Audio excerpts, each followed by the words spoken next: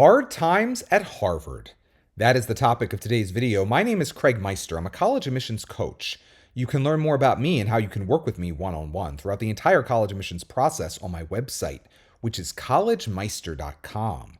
And if you're interested in learning about whether or not you are or your student is on track for selective college admission in the United States of America, visit areyouontracktogetin.com. Again, that's areyouontracktogetin.com, at which you will complete a free 3-minute assessment. Your results will be emailed to you right away, and they will help you clarify whether or not you are or your student is on track for selective college admission in the United States of America. The headline in the New York Times reads, Trump administration escalates Harvard feud with new Justice Department investigation. The Trump administration is targeting the Ivy League university under a law typically used to go after government contractors for swindling. The Trump administration is investigating whether Harvard's admissions policies comply with a Supreme Court ruling that ended affirmative action, opening a new front in its widening effort to bring the institution to heel. In a letter last Monday, the Justice Department notified Harvard about an investigation into whether its admissions process had been used to defraud the government.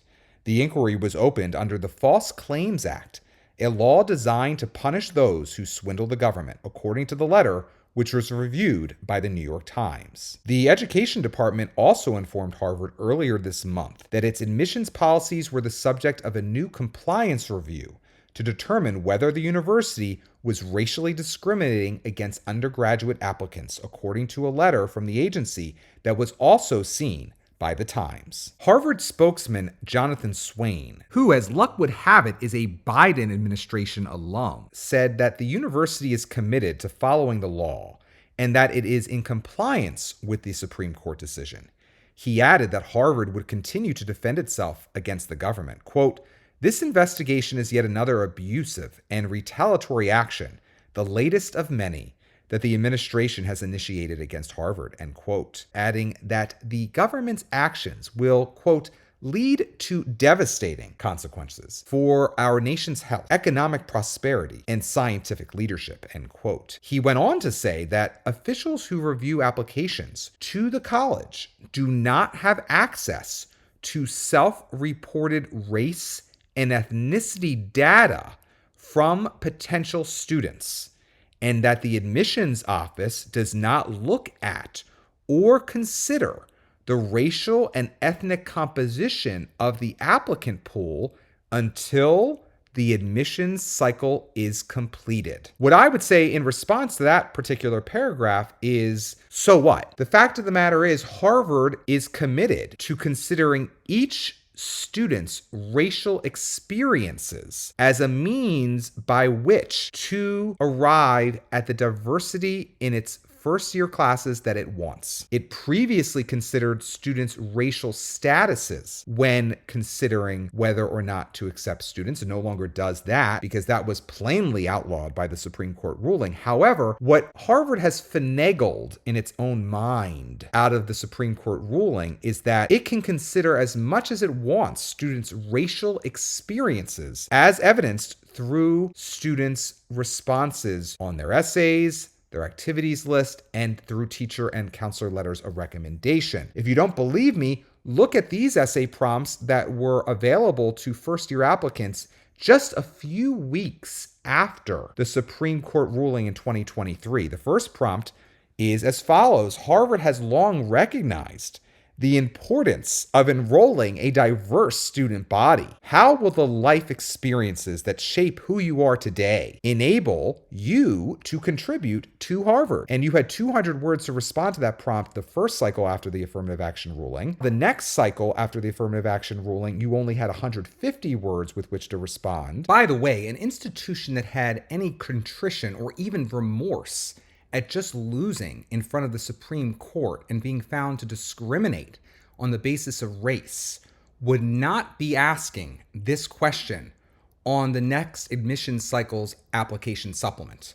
So let's just be very clear about that. But in any case, you can bet that the way in which responses to that prompt were assessed were based off of what type of diversity the response communicated the student would bring to Harvard. Okay? So if you're following along with me again, Harvard continues to discriminate on the basis of race and ethnicity through students' racial experiences, as opposed to how they used to do it, which was through students' racial statuses, i.e., which box they checked as their racial status. They no longer do that, but they do certainly assess students' racial experiences, not just through that essay prompt, but through others that you could inject race into. For instance, the first cycle after the affirmative action ruling also had a question as follows. Briefly describe any of your extracurricular activities, employment experience, travel, or family responsibilities that have shaped who you are.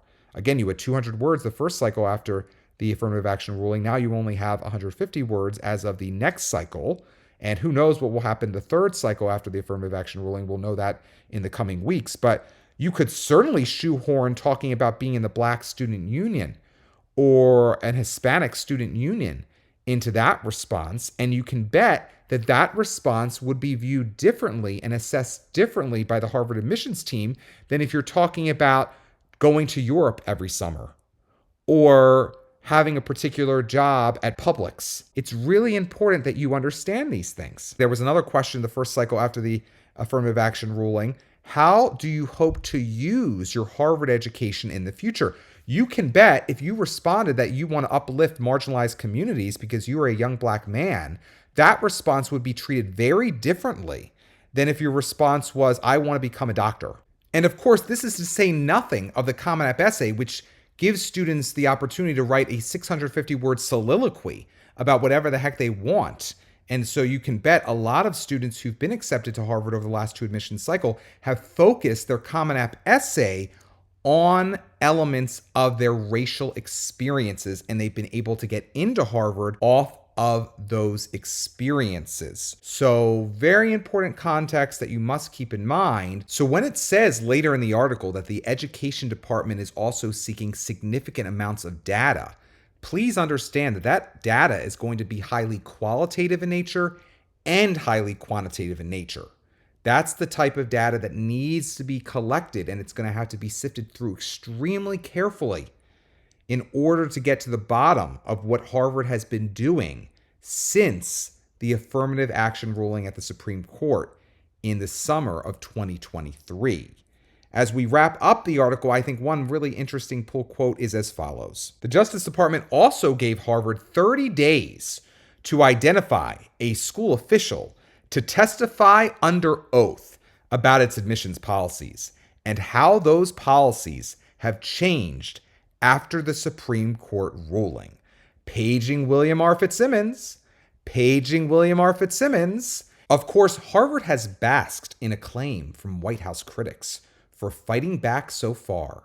After Mr. Trump threatened the school's federal funding, Harvard sued the administration, and legal experts said the university has a strong case.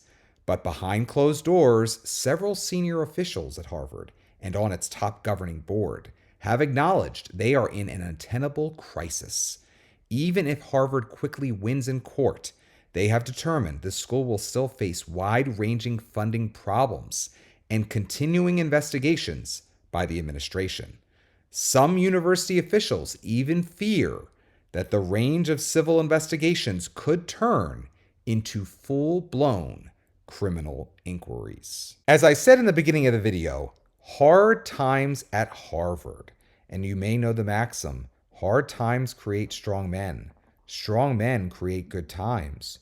Good times create weak men, and weak men create hard times. We know where we are in the cycle right now since we are facing hard times at Harvard, and it is, of course, because of weak men that Harvard finds itself in the situation it finds itself in today. Before we go, I want to remind you that I've launched a new course, 17 Silly Mistakes That Even Ivy League Applicants Make on the Common App. This course gives you the information you need to make sure that your application doesn't fall down on the job where so many applications sadly do. The undeniable fact of the matter is that many strong students who should be strong college applicants are making silly mistakes on the Common App. And guess what? This is even happening appealing to students aiming for Ivy League admission. So if you are serious about earning admission to the Common App colleges on your list, make it a priority to enroll in my course, 17 Silly Mistakes That Even Ivy League Applicants Make on the Common App. You'll be glad you did. And when you've finished your Common App and want to know if it's as strong as possible and whether or not in its current condition your chances of admission are impressive, inconclusive, or inadequate,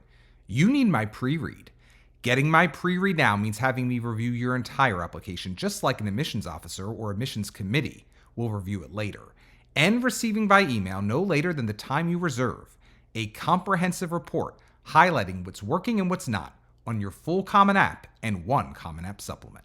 If you've yet to submit your Common App, my pre-read may motivate you to make adjustments to it before your deadline. If you've already submitted your Common App, my pre-read will prepare you for what I deem to be your likely admissions outcome at the institution in question.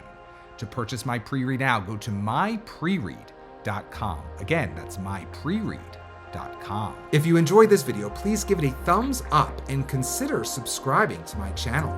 As mentioned previously, if you'd like to work with me one-on-one throughout the entire college admissions process, visit my website, which is collegemeister.com. Until next time, stay safe, stay well, and most importantly, stay stress-free throughout the entire college admissions process.